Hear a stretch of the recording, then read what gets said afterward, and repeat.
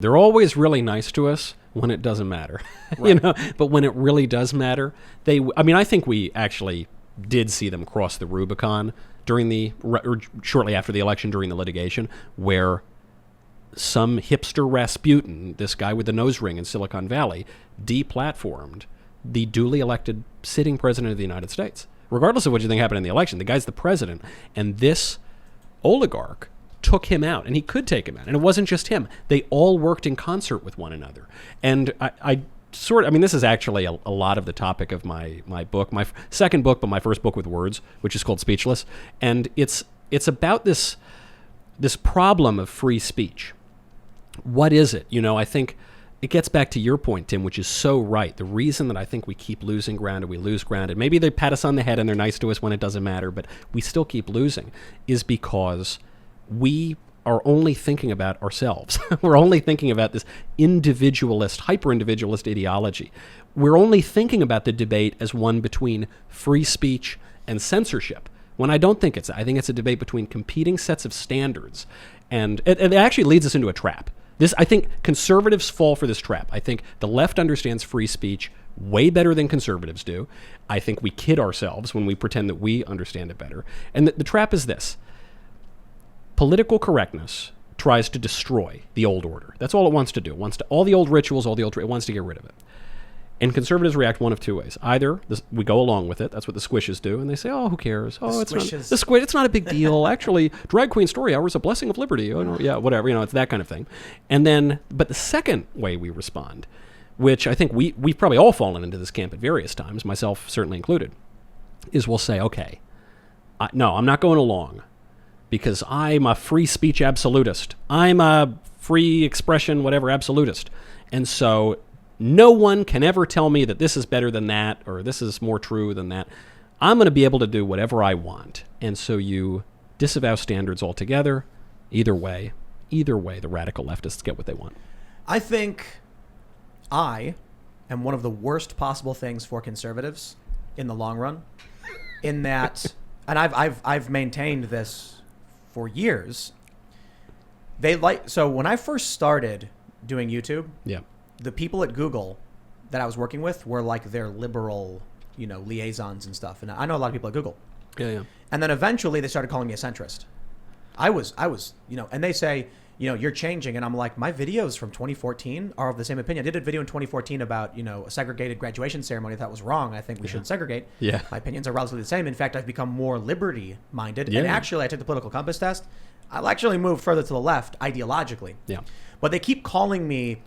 First they say Tim's a liberal. He's not a progressive. Then they say he's a centrist. Yeah. Now they're calling me right wing. You're a fascist.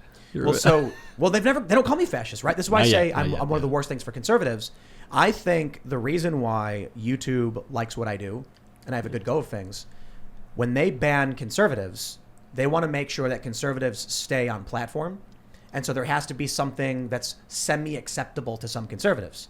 There are a lot of people who are conservatives who I disagree with Tim, but I'll watch his show. Yeah. But what happens when they get rid of Crowder?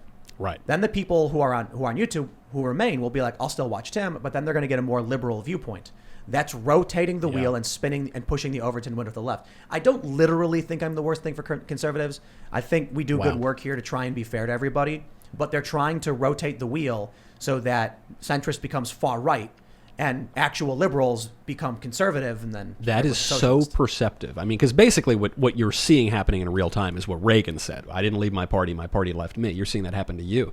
But you're self-aware enough to realize they're doing it with you. You actually are the evidence of that Overton window shifting. And that's the point, though, is the Overton window, right? Which is, I think that sometimes conservatives, and I've been guilty of this myself years past, we pretend that there is a thing, total, absolute, 100% free speech. That's the American way, isn't it?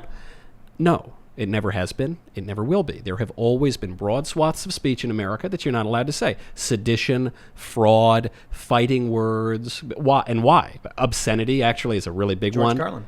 George Carlin. 7 words you can't say on TV. 7 words you can't say on TV. Now you have to say those words on TV. I think. But why were you not allowed to say those things? Because all of those things, fraud, obscenity, are speech that undermines speech, at least in the understanding of the Founding Fathers and I think of the smartest people on this issue for all time.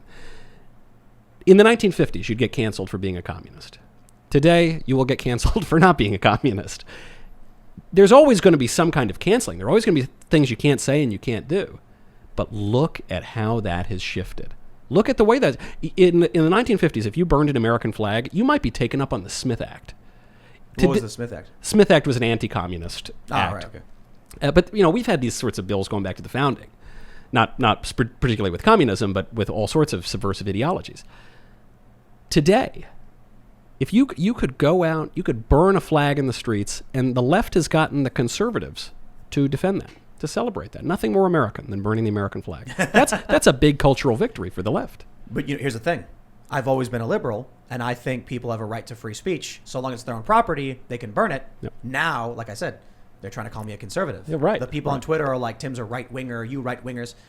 Now, the funny thing is, I got called left by a right-wing outlet and right by a left-wing outlet, and so I just screenshot it and put it on Twitter, and I'm like, I have found the singularity. Like, people don't realize centrism exists, and they think centrism is agreeing with the worst parts of the left and the right. Yeah. No, it's agreeing that some people on the right have it right and some people on the left have some good points.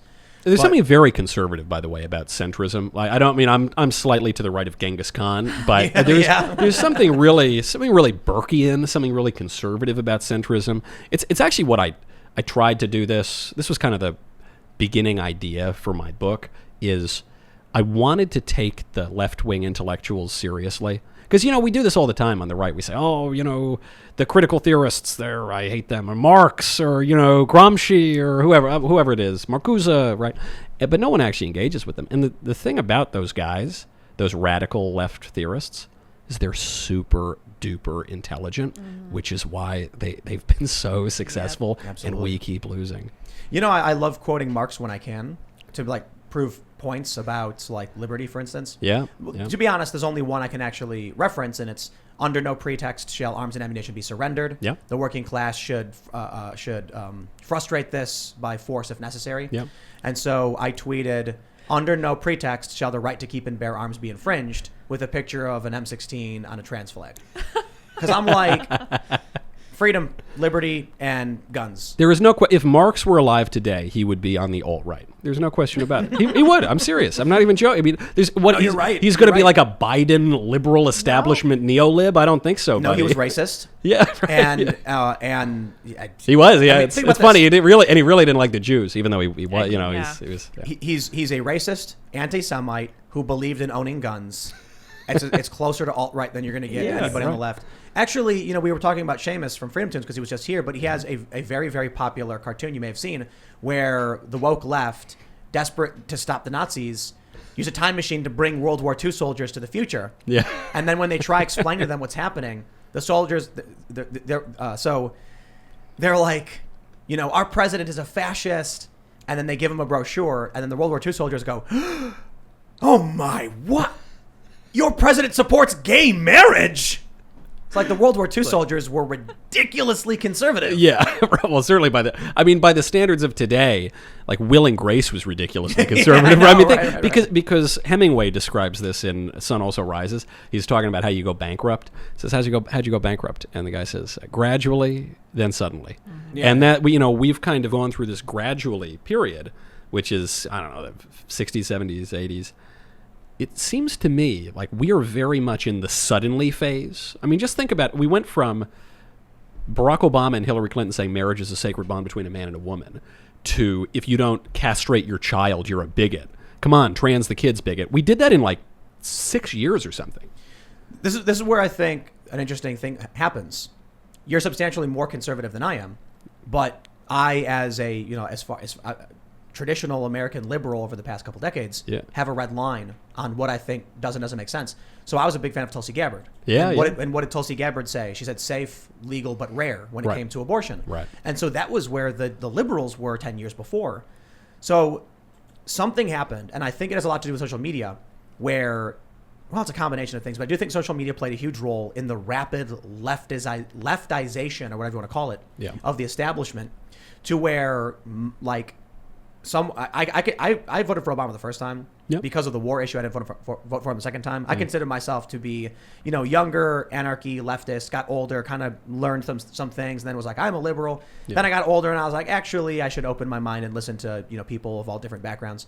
And I see these things happening with I think Michelle Wolf is her name, the comedian. Yeah. Where she goes on her Netflix show and she goes, you get an abortion and and I was like, that scares me. Yeah. Because the argument that I understood growing up from a very liberal family was safe, legal, rare. Yeah. It was supposed to be like a medical thing where your doctor is here to help you. But you know why it changed. And I actually have sympathy for the left on this as to why it changed.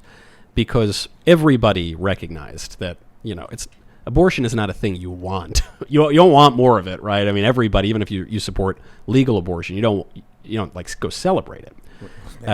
But they do now, and it's because the legal and rare issue raised this question of what is an abortion. If it has any moral similarity to murder, then it shouldn't be legal. If it isn't morally similar to murder, then there's no reason for it to be rare. And I think they couldn't stand the kind of gnawing shame of that. And there's a lot of different places the shame could come from. And they couldn't, it had to be, never with the left do they merely want you to tolerate them. Never do they merely want you to accept them.